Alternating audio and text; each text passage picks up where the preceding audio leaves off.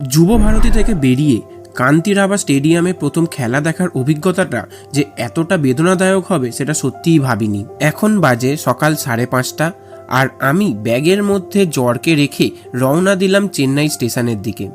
যথাসময় train ছাড়লো এবং ট্রেনে নিজেদের মধ্যে ম্যাচ নিয়ে আলোচনা করতে করতে পৌঁছে গেলাম ব্যাঙ্গালোর। স্টেশনের কাছেই একটি বাঙালি পাইস হোটেলে দুপুরের খাওয়া শেষ করে বিকেল 5টায় আমরা কান্তিরাবা স্টেডিয়ামে ঢুকলাম এবং খেলা শুরুর আগে কান্তিরাবা স্টেডিয়ামের পরিবেশটা ছিল ঠিক এই রকম।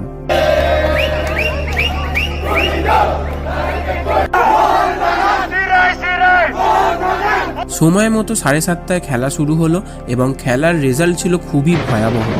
ম্যাচ শেষের পর আবার চেন্নাইয়ের পথ ধরলাম। তবে ম্যাচের রেজাল্ট যাই হোক না কেন, মোদের মন্দিরে গাওয়া গান, মোদের মসজিদের আজান, মোদের গুরুদ্বারা গির্জা